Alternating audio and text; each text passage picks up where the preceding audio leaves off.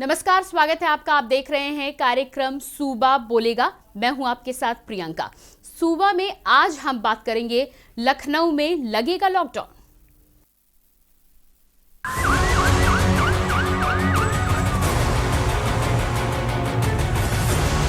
तो मुझे ये बोला गया कि यहाँ पे लकड़ी की कमी हो गई है। मैम, लकड़ी नहीं है। हमारी जो मृतक की बॉडी पड़ी हुई है, आगे इनका क्रिमिनेशन कैसा होगा।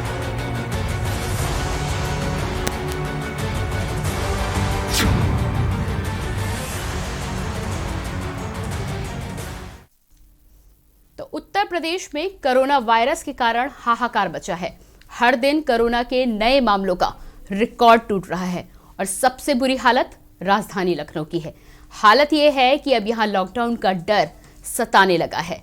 इस महासंकट के बीच कैबिनेट मंत्री ब्रजेश पाठक ने एक चिट्ठी भी लिखी है, जिसमें उन्होंने कहा है कि अगर खराब व्यवस्था का जिक्र करते हुए लॉकडाउन की नौबत आए। यूपी सरकार में कानून मंत्री ब्रजेश पाठक ने ऐसा लिखा है कि प्राइवेट अस्पतालों में कोरोना की जांच बंद हो चुकी है, जो बेहद गलत है। शहर में इस वक्त 17,000 कोविड किटों की जरूरत है, लेकिन 10,000 ही मिल पा रही हैं। चिट्ठी से शासन में हड़कंप मचा है। ऐसे में बड़ा सवाल यह है कि क्या लखनऊ में लॉकडाउन लगेगा। आज हम इसी पर चर्चा करेंगे, लेकिन उससे पहले दिखाएंगे आपको एक रिपोर्ट।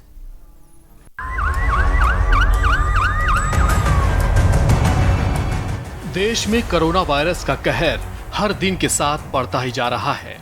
बीते दिन भी भारत में 1.61 लाख के करीब नए केस दर्ज किए गए, जिसके बाद एक्टिव केसों की संख्या भी 12 लाख को पार कर गई। दिल्ली हो या महाराष्ट्र या फिर उत्तर प्रदेश, हर जगह कोरोना के केस बढ़ते जा रहे हैं। कई राज्य नाइट कर्फ्यू, वीकेंड लॉकडाउन में जा चुके हैं और कुछ जगह संपूर्ण लॉकडाउन लगने की आशंका है। यूपी की राजधानी लखनऊ में लॉकडाउन की आशंका और गहरा गई है। उत्तर प्रदेश भी उन राज्यों में शुमार है जहां कोरोना के केस ज्यादा हैं। इस वजह से यूपी के कई शहरों में नाइट कर्फ्यू लगा। यूपी में एक दिन में कोरोना के केस कल 13,000 से ज्यादा पहुंच गए।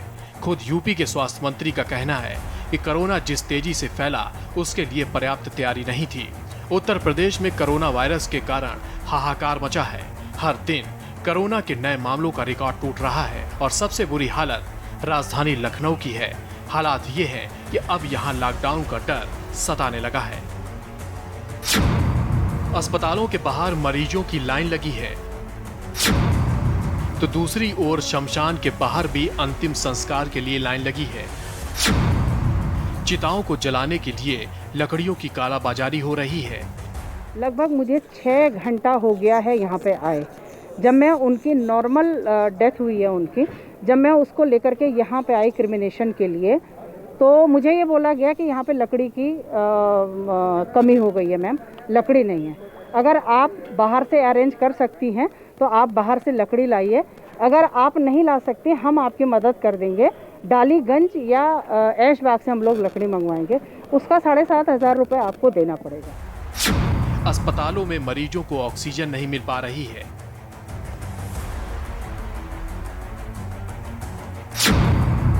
डीएम लोगों के सड़कों पर दम तोड़ने की बात कह रहे हैं, तो आईएएस लेवल के अधिकारियों को भी कोरोना के इलाज के लिए बेड नहीं मिल रहे। मशहूर इतिहासकार पद्मश्री योगेश प्रवीण ने इस लापरवाही के चलते दम तोड़ दिया। मंत्री के फोन करने के बावजूद 8 घंटे तक इलाज के लिए बेड नहीं मिला और सांसें इलाज के पहले ही थम गईं। इस महासंकट के बीच कैबिनेट मंत्री ब्रजेश पाठक ने एक चिट्ठी लिखी है, जिसमें उन्होंने कहा कि अगर खराब व्यवस्था पर ध्यान नहीं दिया गया तो लखनऊ में लॉकडाउन लगाना पड़ सकता है। ब्रजेश पाठक ने ये चिट्ठी राज्य के प्रमुख स्वास्थ्य सचिव, अपर मुख्य सचिव को लिखी है। कानून मंत्री ब्रजेश पाठक ने लिखा है कि प्राइवेट अस्पतालों में कोरोना की जांच बंद हो गई है, जो बेहद गलत है। शहर में इस वक्त 17,000 कोविड जांचक किटों की जरूरत है, लेकिन 10,000 ही मिल रही हैं। लोग लगातार मदद के लिए फोन कर रहे हैं, लेकिन सुविधा नहीं है, इसलिए मदद भी नहीं हो पा रही है। स्वास्थ्य अधिकारी के दफ्तर में फोन नहीं उठाया जाता है, जिसके कारण दिक्कतें हो रही हैं। मंत्री ने अपनी चिट्ठी में अपील की है कि अस्पतालों में बेड्स की संख्या तुरंत बढ़ाई जाए, टेस्टिंग पर भी जोर दिया जाए। वहीं ब्रजेश पाठक की चिट्ठी में कई बातों को सीएम योगी ने गंभीरता से लिया है। सूत्रों की माने तो टीम 11 की बैठक में चिट्ठी पर चर्चा हुई, जिसमें सीएमओ के खिलाफ कार्रवाई की बात हुई। बता दें कि बीते कुछ दिनों से राजधानी लखनऊ में कोरोना के मामलों में बेहद इजाफा हुआ। हर रोज 4000 के करीब केस दर्ज किए जा रहे हैं, जिसके बाद लखनऊ के कई अस्पतालों में बेड्स की कमी रिपोर्ट की गई थी। वहीं मरीजों को एंट्री नहीं मिल रही थी। हालात इतने भयावह थे कि लखनऊ के बैकुंठ धाम शमशान में अंतिम संस्कार के लिए भी वेटिंग लगी हुई है। ऐसे में हालात अगर काबू से बाहर हुए तो लॉकडाउन लगाना कोई बड़ी बात नहीं है, लेकिन बड़ा सवाल ये है कि जब सीएम एक्टिव हैं तो अधिकारी सुस्त क्यों हैं? जिम्मेदार अपनी जिम्मेदारी से क्यों भाग रहे हैं? स्पेशल डेस्क के न्यूज़ इंडिया। तो कोविड को लेकर इस चर्चा को हम जरूर आगे बढ़ाएंगे, लेकिन उससे पहले आइए आपको सीधे लिए चलते हैं लखनऊ, जहां पर सीएम योगी आदित्यनाथ चर्चा कर रहे हैं। तमाम धर्म गुरु जो हैं उनसे वर्चुअल संवाद सीएम योगी आदित्यनाथ कर रहे हैं। ये तस्वीरें आप देख सकते हैं। जो हमारे सामने खड़ी है, जो पूरे हिंदुस्तान को जिसने प्रभावित किया, जिसने पूरी दुनिया को प्रभावित किया, और आज उत्तर प्रदेश भी बहुत ज्यादा प्रभावित है। तो इससे हम सभी लोगों से इस बात की अपील कर सकते हैं कि ऐसे पर जिसमें सभी लोग मन वचन व कर्म से सहयोग करके इस कोरोना को परास्त करें। सभी लोगों से मेरी अपील है। मैं अधिक तो न कहकर माननीय मुख्यमंत्री जी से ये अनुरोध करूंगा कि आज के इस अवसर पर वर्तमान परिस्थिति में कोविड-19 के लिए जो उन्होंने अभी तक उत्तर प्रदेश का नेतृत्व करके हर तरह से इसको परास्त करने की चेष्टा की है, उसके विषय में और आगे की रणनीति के विषय में तो किस प्रकार से हम लोग कार्रवाई कर रहे हैं, उसके विषय में हमारा मार्गदर्शन करेंगे। हमारी हर संभव कोशिश है कि टेस्टिंग से लेकर और इलाज तक, बचाव पक्ष से लेकर और इलाज तक, हर प्रकार से हम कोरोना के संबंध में उत्तर प्रदेश सरकार की ओर से जो कुछ भी कर सके कर रहे हैं, के साथ पूरे मनोयोग से कर रहे हैं। और माननीय मुख्यमंत्री जी लगातार इस पर बैठक आयोजित करके रोज हमारा मार्गदर्शन करते हैं और हर दिन के लिए प्रयास करते हैं कि किसी भी तरीके से कोरोना को आगे किया जाए। मैं माननीय मुख्यमंत्री जी से सादर अनुरोध करता हूँ कि आज के संदर्भ में प्रेजेंटेशन शुरू कर दें।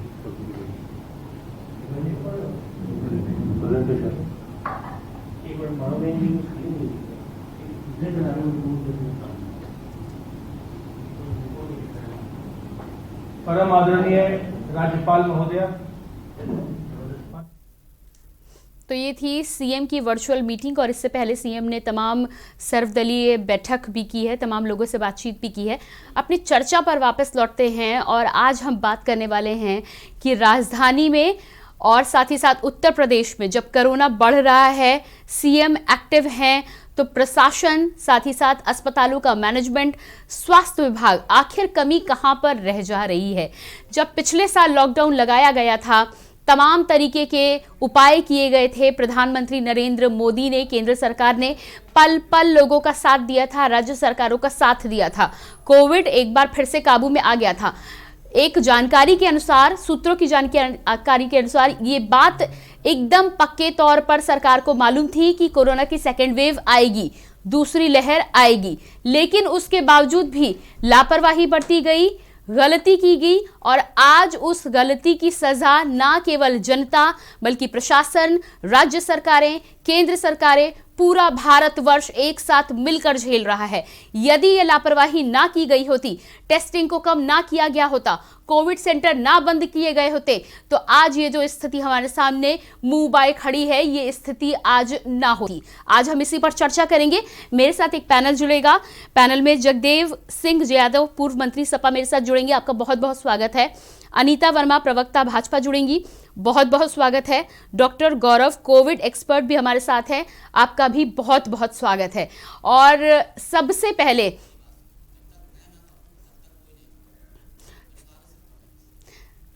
तमाम ये जो गेस्ट हैं, इनकी मैंने बात की है, ये धीरे धीरे समय समय पर हमारे साथ जुड़ेंगे, इनसे हम इनकी राय भी लेंगे। लेकिन फिलहाल सबसे बड़ी बात यह है, जिस तरह के आंकड़े पूरे देश से आ रहे हैं, उत्तर प्रदेश से आ रहे हैं, ये तमाम आंकड़े लगातार डराने वाले हैं। हम लगातार अपने हर कार्यक्रम के माध्यम से अलग अलग जिलों की बात करते हैं, राज्यों की बात करते हैं। कभी औरैया की बात होती है, कभी बरेली की बात होती है, कभी किसी और जगह की बात होती, कभी कानपुर की बात होती है, कभी राजधानी लखनऊ की बात होती है। आंकड़े लगातार बढ़ रहे हैं, लेकिन सीएम योगी आदित्यनाथ लगातार एक्टिव मोड पर हैं, लगातार हिदायत दे रहे हैं अपने एडमिनिस्ट्रेशन को, अधिकारियों को, प्रशासन को कि कोविड को लेकर कोताही ना बरती जाए, तमाम इंतजाम किए जाएं। उसके बावजूद भी चाहे वो एडमिनिस्ट्रेशन हो, चाहे वो जनता हो, गलती यहीं पर हो रही है। इस पूरी लापरवाही के जिम्मेदार हम सब हैं और अब इस मुश्किल से बाहर कैसे निकलना है, ये हमें देखना होगा। हमारे साथ एक कॉलर जुड़े हैं, सबसे पहले उनसे जान लेते हैं।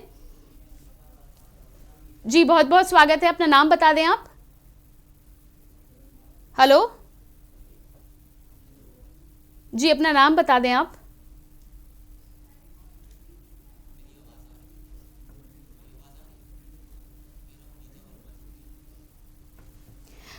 कॉलर से हमारा संपर्क टूट गया, लेकिन हमारे साथ अनीता वर्मा, प्रवक्ता भाजपा, जुड़ चुकी हैं।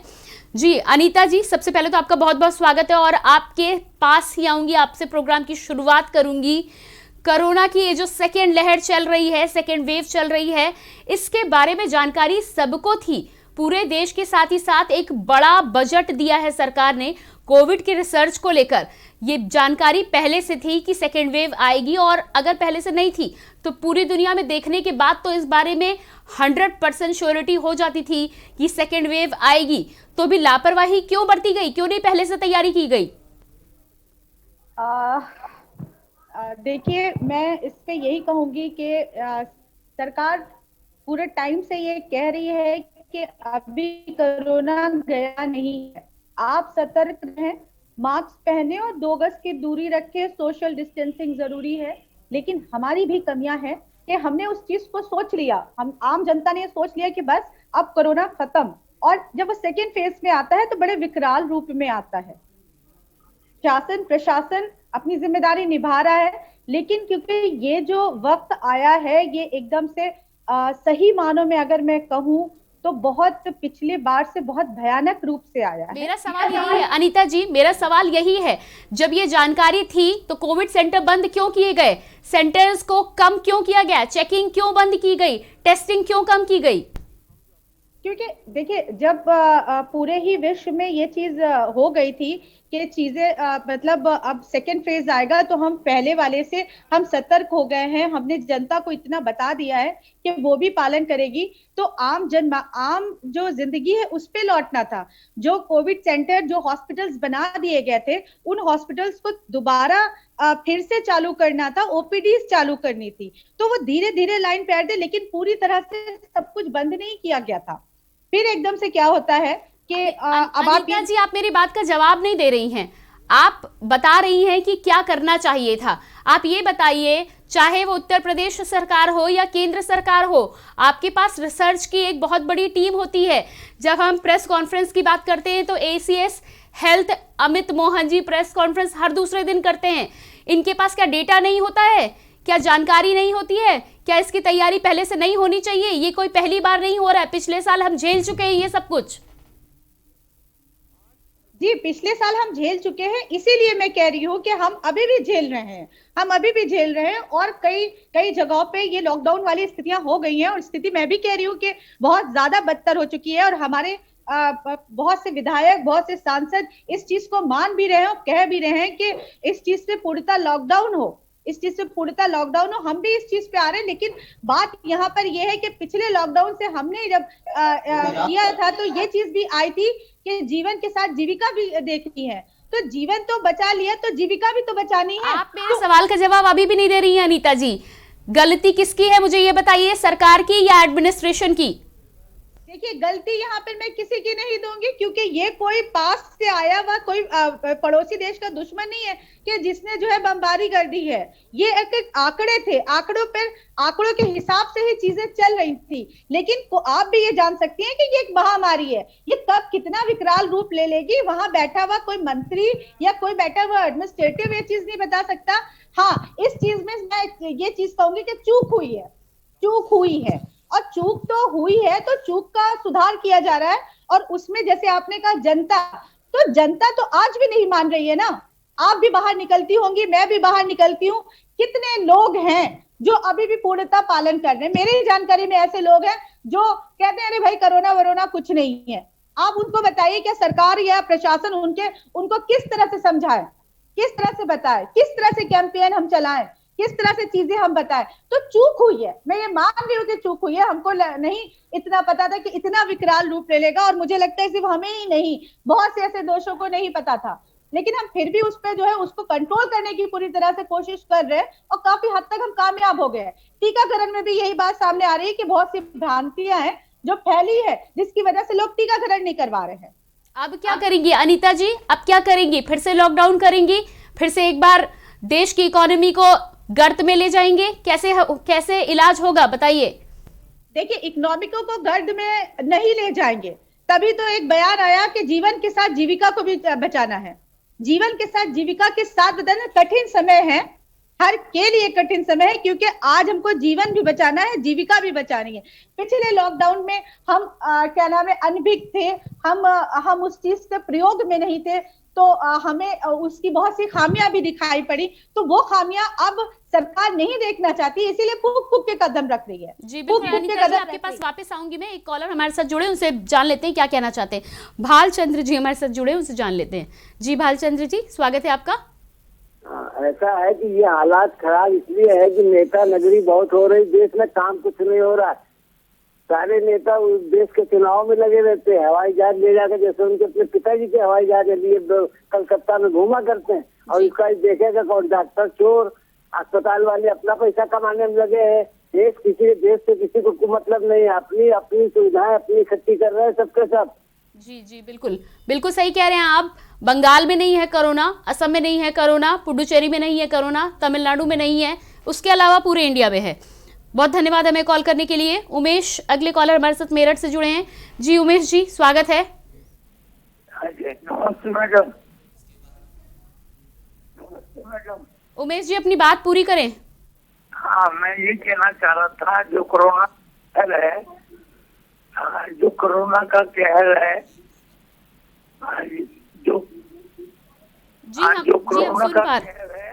वो स्वास्थ्य विभाग की लापरवाही की वजह से हो रहा है।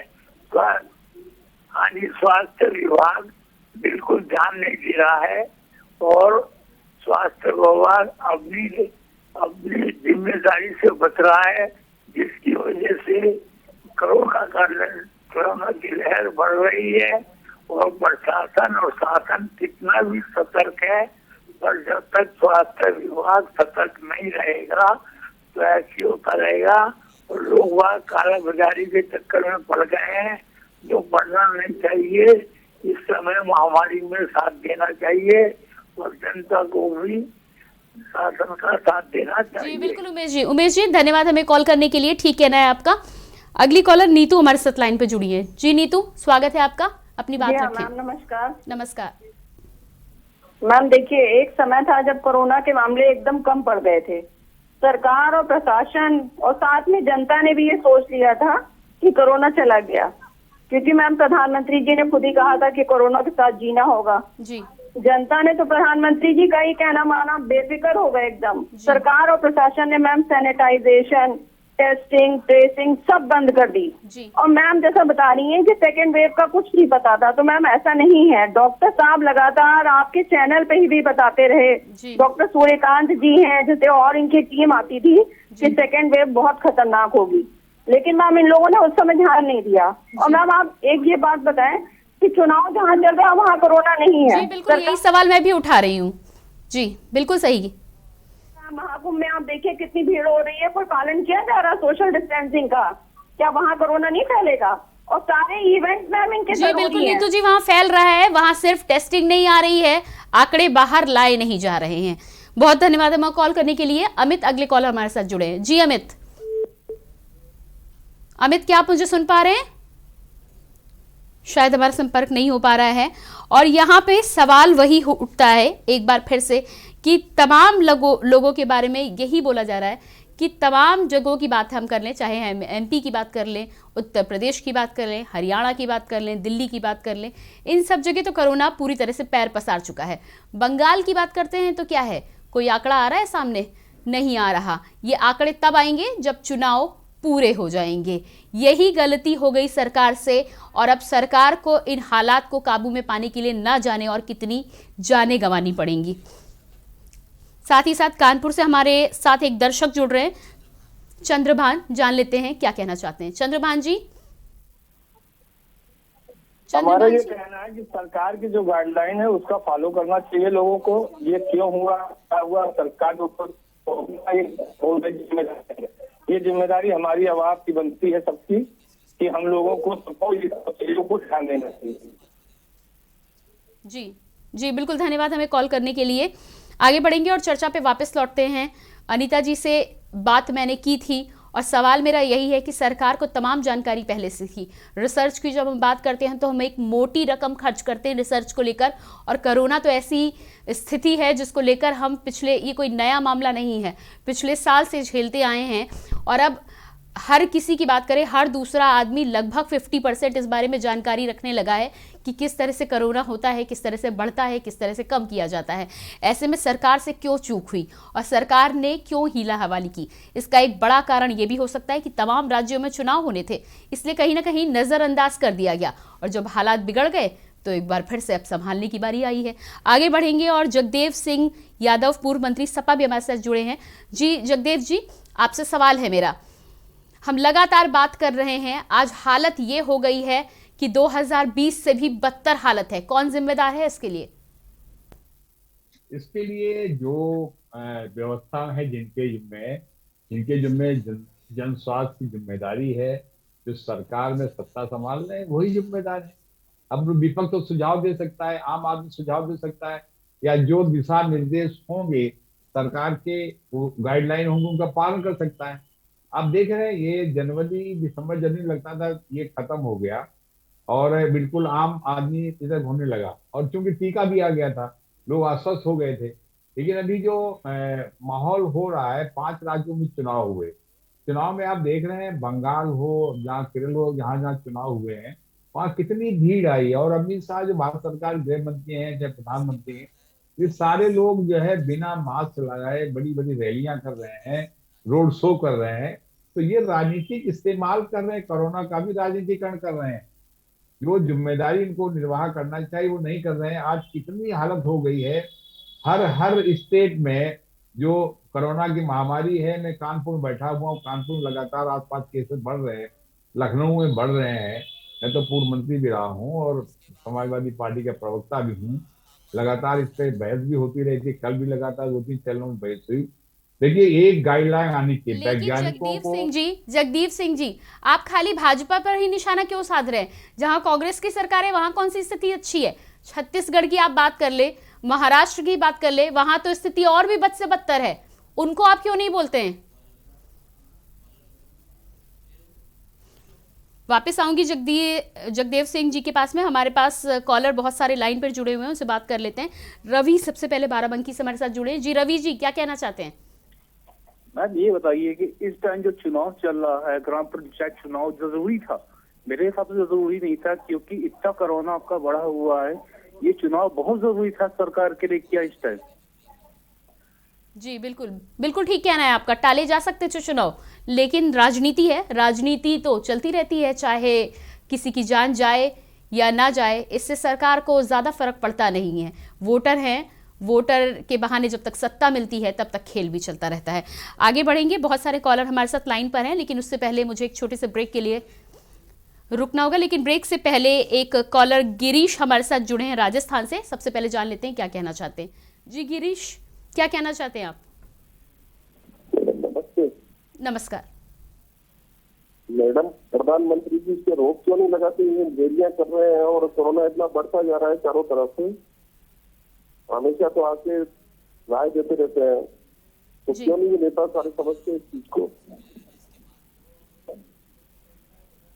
जी बिल्कुल, धन्यवाद हमें कॉल करने के लिए। जी, प्रधानमंत्री तो फिर भी कुछ हद तक अपना काम कर रहे हैं, लेकिन सबसे बड़ी प्रॉब्लम एडमिनिस्ट्रेशन की यहाँ पर नजर आ रही है। अगले कॉलर अमर देहरादून से हमारे साथ हैं। जी अमर, स्वागत है आपका। मैडम, मेरा कहना है कि जब पिछली बार लॉकडाउन लगाया गया था तो 4 घंटे का समय दिया गया था, सिर्फ 4 घंटे का जी। और वहाँ पे बारातें अगर जोधपुर से जयपुर गई तो उनको वापस लौटने तक का मौका नहीं दिया गया जी।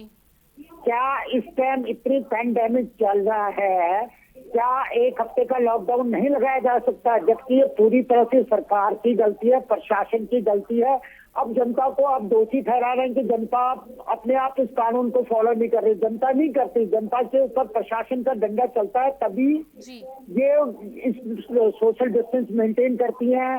उसके बाद प्रॉपर मास्क लगाते हैं, क्योंकि कई यंगस्टर ऐसे होते हैं जिनको हम बोलते हैं मास्क को नहीं लगाया है, तो वो लड़ने को तैयार हो जाते हैं। वो कहते हैं कि क्या कोरोना पहले से नहीं चल रहा था, अभी ये नहीं चल रहा था। लेकिन जब प्रशासन या पुलिस का डंडा चलता है तो हर आदमी उसको फॉलो करता है। तो ये टोटली प्रशासन की गलती है, सरकार की गलती है। अपने राजनीतिकरण के लिए जो बंगाल में चुनाव में ढेर सारी जनता जुट रही है, क्या वहाँ कोरोना नहीं फैलेगा? बाजार ओपन कर दिए, क्या वहाँ पे कोरोना नहीं फैलेगा? जी बिल्कुल अमर जी, सही कहना है आपका। धन्यवाद हमें कॉल करने के लिए। और यहाँ पर हमारे तमाम जो दर्शक है उनका जो कहना है और हमारा भी वही कहना है, और ये बिल्कुल सच बात है। मैं एक छोटा सा उदाहरण दूंगी और उसके बाद ब्रेक लूंगी। हम ट्रैफिक नियमों की बात करते हैं। हमारे भारतवर्ष में ट्रैफिक नियम जैसी कोई चीज़ नहीं है, अपने हिसाब से लोग गाड़ी चलाते हैं। वही ट्रैफिक नियम दुबई में भी है। अगर हम ट्रैफिक नियम को तोड़ते हैं तो हम 50 रुपये 100 रुपये किसी को थमा सकते हैं, निकल सकते हैं। अगर दुबई में आप ट्रैफिक नियम तोड़ते हैं तो हो सकता है कि आप साल भर के लिए जेल में रहें, या फिर हो सकता है कि आपको 4-5 हज़ार रुपये जुर्माना देना पड़े। यही वो वजह है कि दुबई में ट्रैफिक नियमों का उल्लंघन करने की कोई हिम्मत भी नहीं करता, जबकि भारतवर्ष में हेलमेट से लेकर ट्रैफिक नियमों के बारे में सोचने की भी कोई ज़रूरत नहीं समझता। ये तमाम ऐसी चीज़ें हैं जहां प्रशासन को, सरकार को लोगों से काम कराना होता है, लोगों को नियम लागू कराने होते हैं। यही कमी है और इसी पर हम चर्चा करेंगे। फिलहाल रुकेंगे छोटे से ब्रेक के लिए, जल्द हाजिर होते हैं।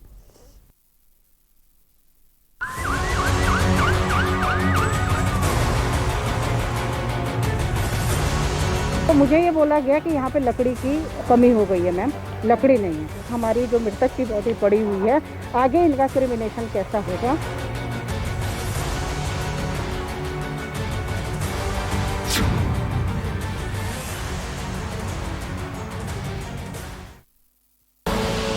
आप देख रहे हैं के न्यूज, खबरों का सारथी।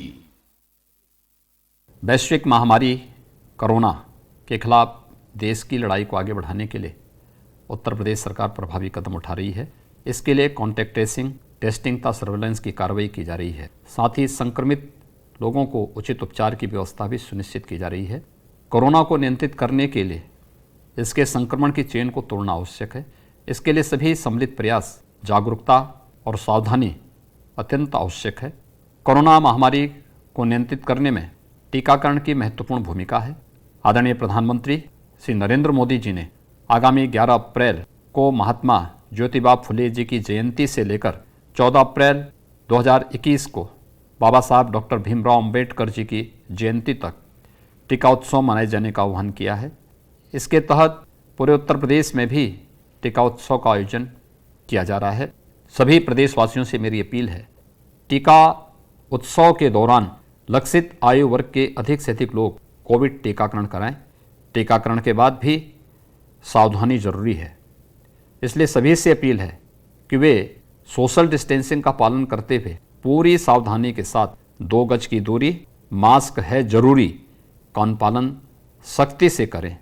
मुझे पूर्ण विश्वास है कि आप सभी के सम्मिलित सहयोग से हम वैश्विक महामारी कोविड-19 के खिलाफ जंग को जीतने में अवश्य सफल होंगे। जय हिंद।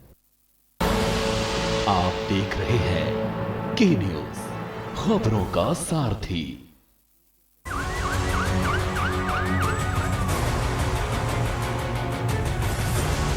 तो मुझे ये बोला गया कि यहाँ पे लकड़ी की कमी हो गई है। मैम, लकड़ी नहीं है। हमारी जो मृतक की बॉडी पड़ी हुई है, आगे इनका क्रिमिनेशन कैसा होगा।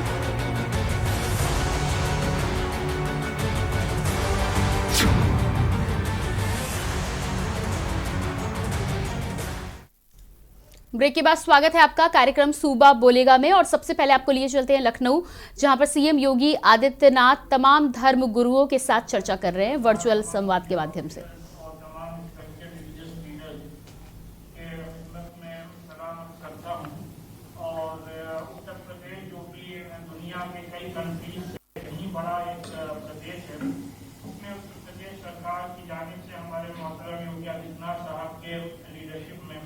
जितने बड़े पैमाने पर कोविड-19 के लिए इंतजाम किए जा रहे हैं, किए गए हैं, उसके लिए हम तमाम लोग आपके शुक्रगुजार हैं। और पिछले एक साल में जितनी भी गाइडलाइन गवर्नमेंट की तरफ से इशू की गई हैं, हम सभी मजहबी रहनुमाओं ने, चाहे ईद हो, बकरीद हो या होली, दिवाली हो, क्रिसमस हो, हर मौके पर उसको फॉलो किया है और आगे भी इंशाल्लाह करते रहेंगे। और जो टीका उत्सव की बात कही गई, इस मौके पर हमने कल खुद वैक्सीनेशन कराया है और हमें यहाँ बहुत बड़ी टीम ने वैक्सीनेशन कराया है। सिर्फ मैं ये बात चीफ मिनिस्टर साहब के खिदमत में अर्ज करना चाहता हूँ कि जो भी आप लोगों की तरफ से गाइडलाइन होगी उसको इन लेटर एंड स्पिरिट हम सबको फॉलो करेंगे और कर रहे हैं।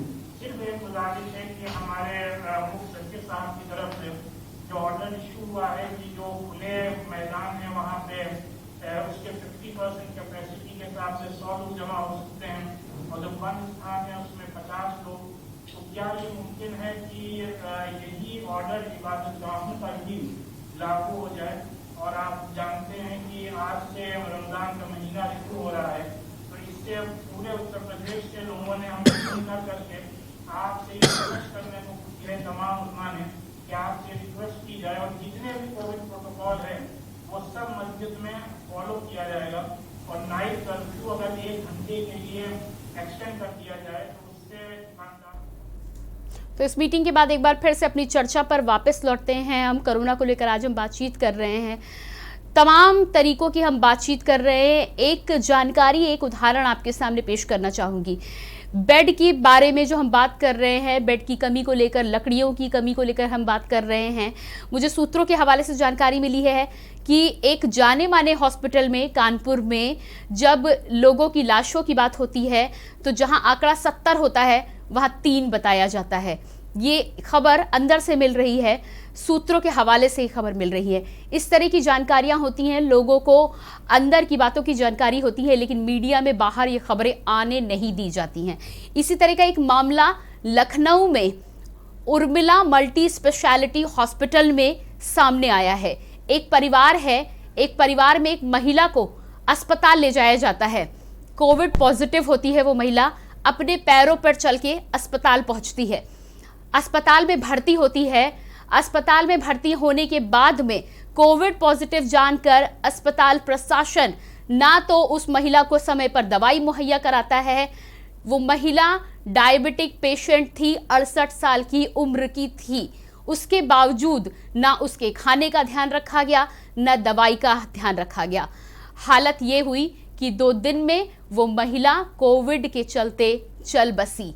और यही एक कारण है, इस तरह के कारण है कि लोग ना तो अपना कोविड के बारे में जानकारी देना चाहते हैं, ना अस्पताल जाना चाहते हैं, ना अस्पताल में आइसोलेट होना चाहते हैं। हमारे साथ एक दर्शक जुड़े हैं, संजीव, कानपुर से। उनसे जानेंगे क्या कहना चाहते हैं। जी संजीव जी, क्या कहना चाहते हैं आप?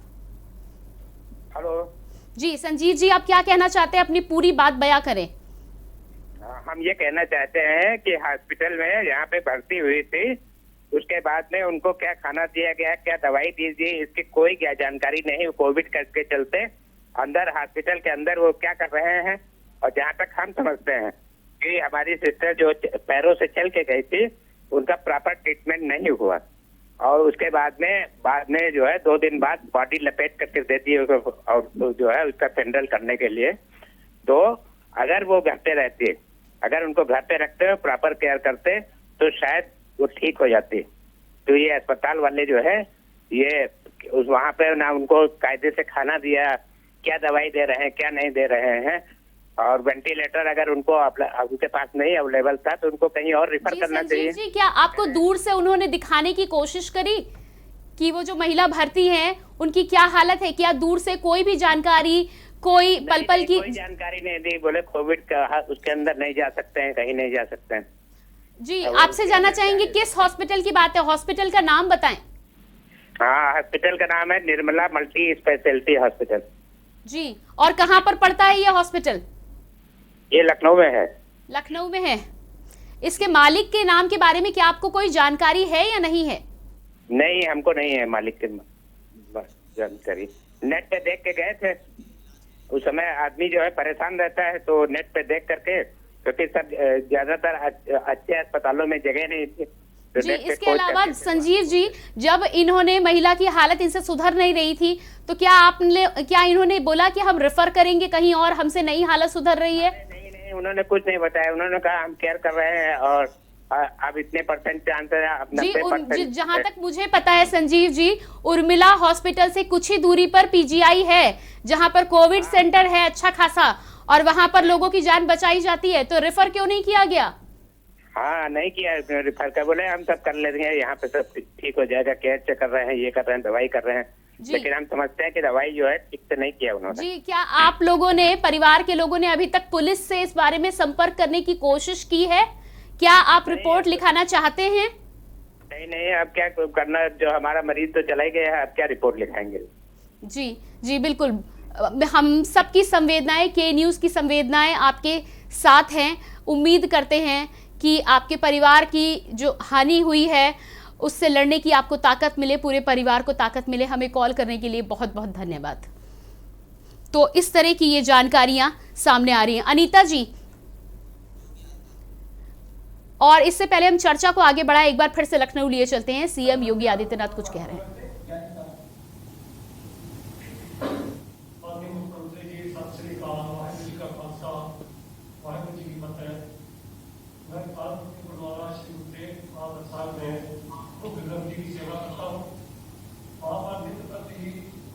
मानवता की कल्याण के लिए अरदास होती है। अरदास तो वैसे हम लोग हमेशा ही करते हैं, नाम शक्ति का लाभ पहले तो आने से पता हम लोगों की नीति की अरदास होती है। लेकिन इस कोविड-19 के टाइम में हम लोग खास जैसे जगत जमुना रख अपनी कृपा का हाथ है प्रभु, इस जमते हुए संसार को आप अपनी कृपा से बचा के रखें। जब सफेद चीज समाज अपनी मेहर का है प्रभु, इस सब मानवता में अपना कृपा बना कर रखो, क्योंकि दवा के साथ दुआ की बहुत जरूरत है। और अपने गुरुद्वारा साहब से जो भी संगत आती है, हर एक धर्म के लोग आते हैं, वहाँ पर ये हमेशा ही अपील करते हैं कि मास्क पहन कर रखें, 2 गज की दूरी बना के रखें और एक दूसरे से हाथ न करें, मतलब सोशल डिस्टेंसिंग का पालन करें। हमारा सोशल डिस्टेंसिंग का पूरी तरह पालन होता है और ये हम नित्य प्रति ये रोज से अपील करते रहते हैं कि हम जागरूक रहें। आप भी जागरूक बनिए, दूसरों को भी जागरूक करिए, आप बचिए, दूसरों को बचाइए। यही हमारा मानवता के लिए बहुत बड़ा धर्म है और ये हम करते रहेंगे, आपके निर्देशन साथ चलते रहेंगे। प्रशासन का हमारे साथ पूरा सहयोग है, हम भी प्रशासन को पूरा सहयोग देंगे। शुक्रिया, धन्यवाद। धन्यवाद ज्ञानी जी, मैं आभारी हूँ आप सभी लोगों का, सभी पूज्य धर्माचार्यों का, जिन्होंने कोरोना के खिलाफ इस लड़ाई में हर प्रकार का सहयोग जनता को भी, स्थानीय प्रशासन को भी और शासन को भी दिया है। और इसीलिए आज हम लोगों ने एक बार फिर से, क्योंकि ये दूसरी लहर आई है कोरोना की और पहले से ज़्यादा खतरनाक रूप में आई है, इसीलिए आप सभी के सहयोग के लिए आज हम लोग ये संवाद बना रहे हैं। मैं आभारी हूं कि आप लोग गुरुद्वारा से भी निरंतर जन जागरण का एक कार्यक्रम चला रहे हैं और वहां पे प्रोटोकॉल का पूरा पालन कर रहे हैं, जिससे हर एक व्यक्ति को इस महामारी से बचाया जा सके। मैं हृदय से आपको और आपकी पूरी टीम को हृदय से धन्यवाद देता हूं। मैडम, अभी फादर मून लाजरस जी जुड़े हुए हैं आगरा से। फादर साहब। आदरणीय राज्यपाल जी, मुख्यमंत्री जी, सभी संबंधित अधिकारियों, आपको सबको नमन करता हूँ। मैं आगरा से फादर मून लाजरस बोल रहा हूँ। और सबसे पहले मैं आपको बधाई देना चाहता हूँ कि गत वर्ष भी हम एक साथ मिले थे, आगरा के सभी धर्मगुरु, और एक बार फिर से हमें आपसे रूबरू होने का मौका मिला है। आपने ऐसी व्यवस्था की है तो आपको धन्यवाद देते हैं। आगरा एक प्रेम की नगरी है, सद्भावना की नगरी है, और हम सभी धर्म गुरु लोग मिलजुल करके काम करते हैं। महीने 2 महीने बाद हम लोग मिलते हैं। अभी गत महीने हम लोगों ने सबने मिल करके हमारे महन जी की प्रेरणा से और मंडी ग्रोवर जो हमारे शांति दूत है, इनकी प्रेरणा से हमने सबने मिलकर एक ही दिन एक साथ पहली डोज लगवाई टीके की, और ये संदेश दिया सभी संचार माध्यमों से कि इससे बिल्कुल डरने की जरूरत नहीं है और हम सभी इसका पालन करें। और हम देख रहे हैं सर, शासन बहुत कटिबद्ध है। यहाँ के जितने भी जिम्मेदार अधिकारी लोग हैं बहुत जिम्मेदार हैं, बहुत मेहनत से काम कर रहे हैं। रात दिन उनकी गाड़ियां दौड़ती रहती हैं और हमारी सुरक्षा के लिए, हमारी व्यवस्था के लिए इस समय स्थिति बहुत भयावह है। जैसे हमें बताया गया, बीडीएम साहब मेरे को ग्राफ दिखा रहे थे, अस्पतालों की लिस्ट दिखा रहे थे कि स्थिति बहुत खराब है और हम सबको इससे बचने में पूरा सहयोग करना चाहिए। बीमारी किसी धर्म को, मजहब को देखकर नहीं आएगी, किसी के भी पास आ सकती है, कोई भी इससे संक्रमित हो सकता है। इसलिए आगरा में इस समय 9 कोविड हॉस्पिटल है, 3 सरकारी है, 6 प्राइवेट है, जहां लोगों को भर्ती किया जा रहा है। वहां समुचित व्यवस्था है, खासकर हमारे नजदीकी अस्पतालों में बहुत अच्छी व्यवस्था की गई है। इसके लिए हम सभी अपने अधिकारियों के प्रति आभार व्यक्त करते हैं। साथ ही साथ मैं, क्योंकि आप जिम्मेदार लोग हैं, सुझाव देना चाहता हूँ कि इसका कड़ाई से पालन किया जाए। जो भी नियम बनाए जा रहे हैं इसका कड़ाई से पालन किया जाए और उसमें कोई धर्म या राजनीति वाली बात हो, सब लोगों के लिए हो नियम, गांव देहात शहर सब में हो। और इस समय त्योहारों का सीजन है, सब लोगों की अलग अलग मांग होगी। जो भी नियम बनाए जाए सबको ध्यान में रखते हुए बनाए जाए, और जहां पर अभी भी दवाइयां या वैक्सीनेशन की सुविधा नहीं है वहां पर भी पहुंचाने की व्यवस्था की जाए। और आने वाले दिनों में हो सकता है कि कंप्लीट लॉकडाउन हो जाए, भगवान ना करे, तो ऐसी स्थिति में भी मेरी यही गुजारिश रहेगी कि आप जैसे पहुंचाते रहे, आपकी टीम पहुंचाती रहे, सबके लिए भोजन पहुंचाए। खासकर जो गरीब लोग हैं, बेरोजगार लोग हैं, जो सब कुछ खो चुके हैं, उनको मुहैया कराए, दवाइयाँ दें। और जितने जो सरकारी चीजें जिससे सरकार खुद इंटरेस्ट लेकर के खत्म कर सकती है, माफ कर सकती है, बिजली, पानी, पेट्रोल, इनके दामों में कमी लेकर के आए। और इन दिनों जो लोग राशन जो जबरदस्ती जमा कर रहे हैं, जमाखोर कहलाते हैं, उनके खिलाफ कड़ी कार्रवाई की जाए। सर, मेरे बस ये अनुरोध है। धन्यवाद। फादर मून लाजरस जी, मैं हृदय से धन्यवाद देता हूं आपको। जो सकारात्मक सहयोग आगरा और प्रदेश के अन्य जनपदों से पूज्य संतों ने, धर्माचार्यों ने, धर्मगुरुओं ने हमारी राज्य सरकार को, हमारे स्थानीय प्रशासन को और प्रदेश की जनता जनार्दन को दिया है, मैं हृदय से आप सभी के प्रति धन्यवाद ज्ञापित करता हूं और विश्वास करता हूं कि कोरोना के खिलाफ इस लड़ाई में आप सभी का फिर से सकारात्मक योगदान इसी प्रकार से प्राप्त होगा। बहुत बहुत धन्यवाद। अयोध्या से प्रपन्नाचार्य श्री महंत सुग्रीव किला जुड़े हुए हैं, इनके साथ साथ महंत कमल नयन दास जी भी हैं, तो मैं अनुरोध करूंगा प्रपन्नाचार्य महंत सुग्रीव किला जी से अपने विचार रखें। जगत गुरु रामानुजाचार्य। अयोध्या वासियों की ओर से नववर्ष की मंगल कामना, श्री चरणों में दंडवत स्वीकार करें। सरकारी नियमों का पालन हो रहा है और अयोध्या में सभी तरह से व्यवस्था सुरक्षित है। भक्तों को अपनी ओर से मना किया गया। तो ये थे सीएम योगी आदित्यनाथ जो तमाम धर्म गुरुओं से बातचीत कर रहे थे। इससे पहले भी हमने आपको बताया है कि तमाम सर्वदलीय नेताओं से भी उन्होंने बैठक की है और कोशिश कर रहे हैं कि लगातार किस तरह से राजधानी में, साथ ही साथ उत्तर प्रदेश में जो हालात पैदा हुए हैं उनको काबू में कैसा लाया जाए, किस तरह से लोगों से राय लेकर आगे बढ़ा जाए। वापस चर्चा पे एक बार फिर से वापस लौटते हैं और संजीव जी से जो हमारी बातचीत हुई थी, ये मामला बेहद संजीदा है। ये मामला एक दर्शक ने के न्यूज़ के माध्यम से सामने लाए हैं, उजागर किया है। न जाने कितने ऐसे मामले होंगे जो मीडिया में आते ही नहीं हैं। सबसे पहले अनीता जी, आपसे मेरा सवाल है, लखनऊ के उर्मिला मल्टी स्पेशलिटी हॉस्पिटल का ये मामला है। अस्पताल की लापरवाही के चलते एक महिला को अपनी जान गंवा देनी पड़ी। दर्शक साफ साफ कह रहे हैं कि अस्पताल की लापरवाही के चलते हुआ। अगर उनसे गलती ना हुई होती, घर पे वो होम आइसोलेट करते, तो शायद आज उनके परिवार के सदस्य जिंदा होती। जी अनीता जी, आपसे सवाल है मेरा। अनीता जी, क्या आप मुझे सुन पा रही हैं? अनीता जी से शायद संपर्क हमारा नहीं हो पा रहा है। संपर्क जब हमारा होगा तब हम इनसे सवाल करेंगे। लेकिन बड़ा सवाल यहाँ पर यही होता है कि इस तरह के जब मामले सामने आते हैं, हर किसी को जानकारी है, इस तरह की जानकारी दबी जुबान से हर कोई कहता हुआ नजर आता है, लेकिन सामने कोई आना पसंद नहीं करता। ये आपको तस्वीरें दिखा रहे हैं, ये है उर्मिला मल्टी स्पेशलिटी हॉस्पिटल की तस्वीरें। जी अनीता जी आपकी आवाज आ नहीं रही है। जी अब आ रही है। जी आपसे सवाल था मेरा, बताइए जो हादसा उर्मिला मल्टी स्पेशलिटी हॉस्पिटल में हुआ है उसके पीछे कौन जिम्मेदार है? क्यों नहीं नकेल कसी जाती इस तरह के अस्पतालों पे? मैं आपको ये बताना चाहूंगी कि ये जो हॉस्पिटल है जी जगदीप सिंह जी आपको मौका मिलेगा तब आप बोलिएगा। आप अभी प्लीज थोड़ा और इंतजार कीजिए। पहले मैं अनीता जी से जवाब लूंगी, फिर आपके पास आऊंगी। जी अनीता जी। मैं कहूंगी कि ये हॉस्पिटल प्राइवेट है और हॉस्पिटल की पूरी गलती है। पिछले बार भी और इस बार भी अगर मैं ये कहूँ कि संवेदनाएं खोती जा रही हैं तो बिल्कुल संवेदनाएं खोती जा रही हूँ। और इस बात पे जितना आपको रोष है उतना ही आपके चैनल के माध्यम आपके चैनल को मैं धन्यवाद कहूंगी कि आपने ये मुद्दा आप सामने लाए, क्योंकि परिवार की जो हानि हुई है उससे, जैसे उन्होंने कहा कि भाई हमारा तो चला गया बंदा बंदी हमारी तो चली गई, तो अब मैं क्या करूं।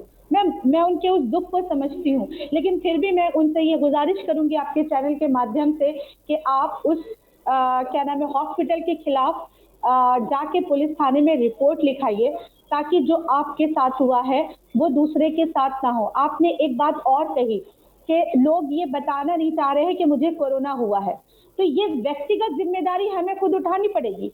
मैं जिस एरिया में रहती हूँ, मेरे आसपास मेरे इंस्टेंट ऑफ मेरे घर के सामने कोरोना है, और जिस वक्त मुझे पता चला मैंने एक नागरिक होने की जिम्मेदारी निभाई। मैंने सीएमओ से लेके स्थानीय विधायक से लेके स्थानीय पार्षद से लेके यहाँ के एसएचओ तक को ये बताया। यहाँ तक कि दूसरे ब्लॉक में जब हो रहा है तो मैं उसकी जिम्मेदारी उठा रही हूँ और अवगत करा रही हूँ कि भाई आप डरिए नहीं, आपके साथ शासन भी है, प्रशासन भी है, आप उसको बताइए ताकि। जी अनीता जी, आपको यहाँ पर रोकूंगी। दिल्ली से बड़ी खबर आ रही है इसी बीच हमारे सामने। केंद्रीय स्वास्थ्य मंत्रालय का जारी हुआ है बयान।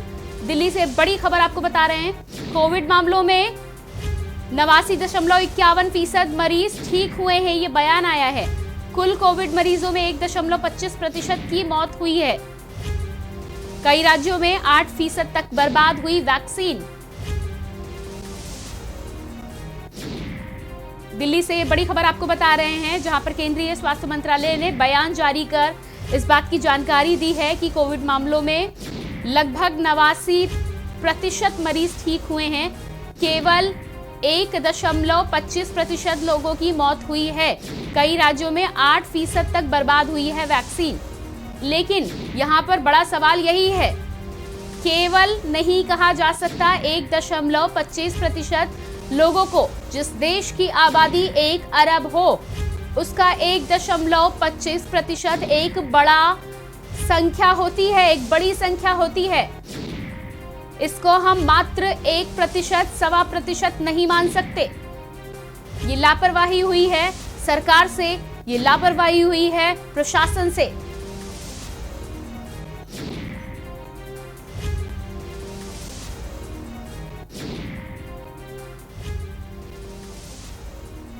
जी एक बार फिर से चर्चा में वापस लौटते हैं।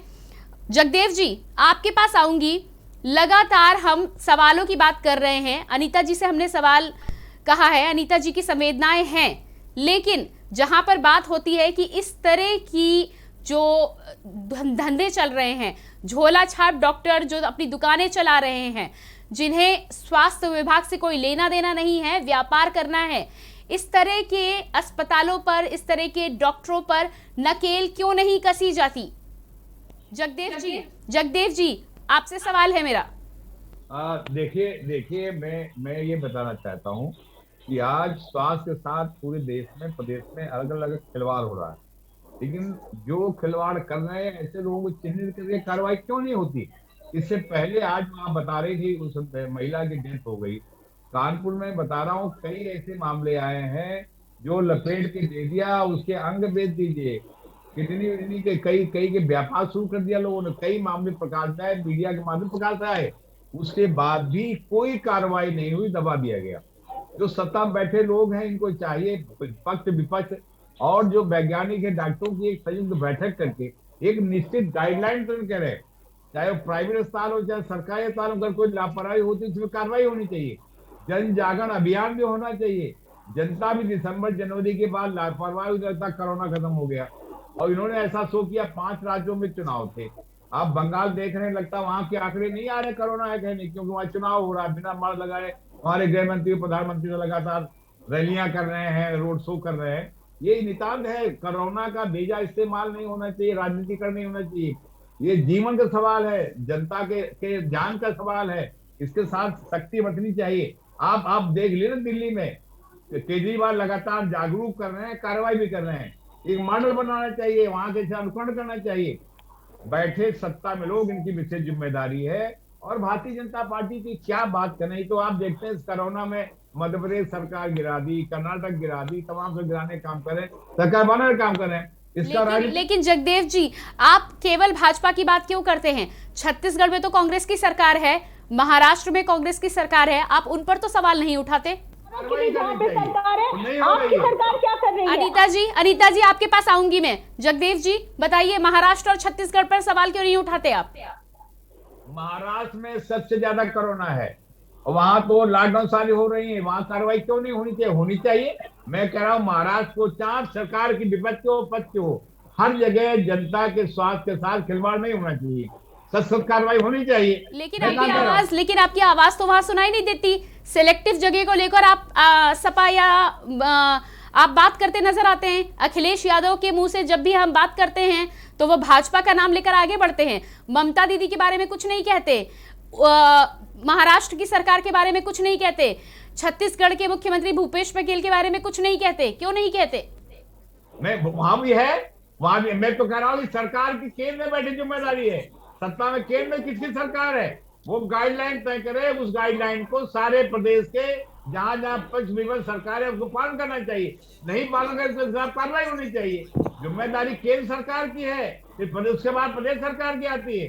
ये नहीं कि जहां आपका है वहां कुछ नहीं कहेंगे, जहां दूसरा कुछ कहेंगे, ये कोई तरीका थोड़ी है। आप अपने राजनीतिकरण करें, राजनीति लाभ उठाना चाहते हैं, यूपी के बाद ले लीजिए, तमाम मामले सामने आए, मैंने कहा नहीं किडनी निकाली, तमाम निकालिए, कोई कार्रवाई आज तक आपको दिखी?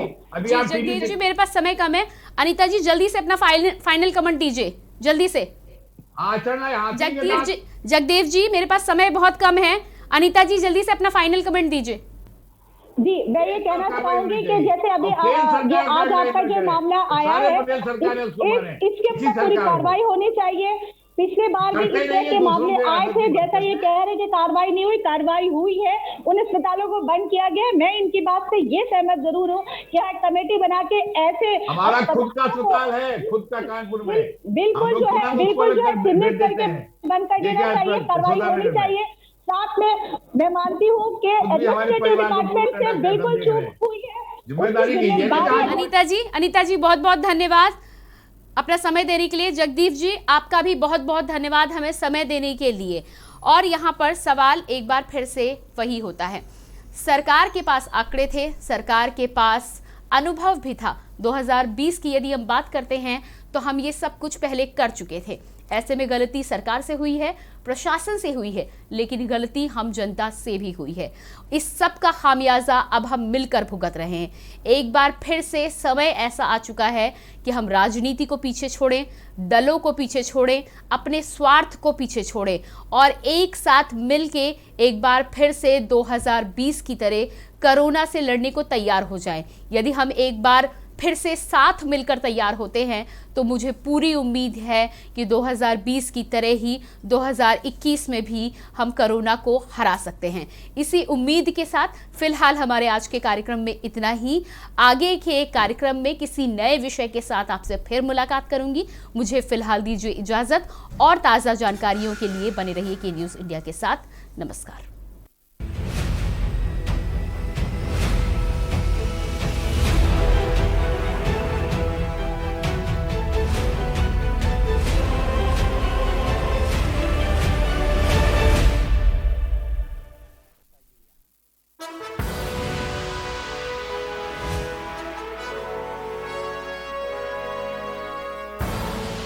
आप देख रहे हैं के न्यूज, खबरों का सारथी।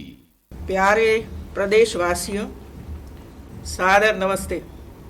माननीय प्रधानमंत्री श्री नरेंद्र मोदी जी के आह्वान पर 11 अप्रैल से 14 अप्रैल 2021 तक कोरोना टीकाकरण उत्सव का शुभारंभ हो रहा है, क्योंकि कोरोना महामारी का दूसरा प्रकोप बहुत तीव्रता से बढ़ रहा है और बड़ी संख्या में लोग इसका शिकार हो रहे हैं। इसलिए हम सभी को कोविड-19 के लिए निर्धारित सुरक्षा मानकों का कड़ाई से पालन करना होगा।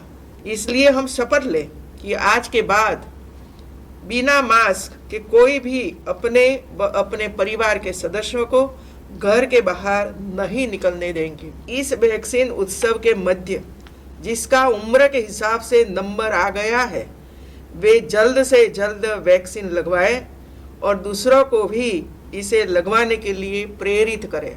हमारे माननीय मुख्यमंत्री योगी आदित्यनाथ जी के मार्गदर्शन में प्रदेश सरकार द्वारा वैक्सीनेशन को लेकर जो गाइडलाइन जारी की गई है, मैं पूर्ण विश्वास के कह सकती हूँ कि सभी के सहयोग से हमारा उत्तर प्रदेश शीघ्र ही इस महामारी पर काबू पा लेगा।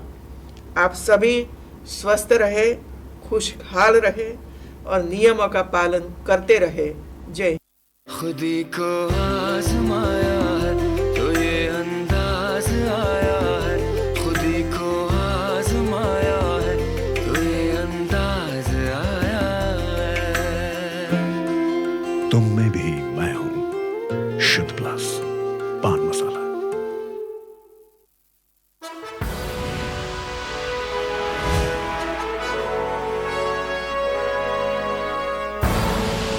आप देख रहे हैं के न्यूज, खबरों का सारथी।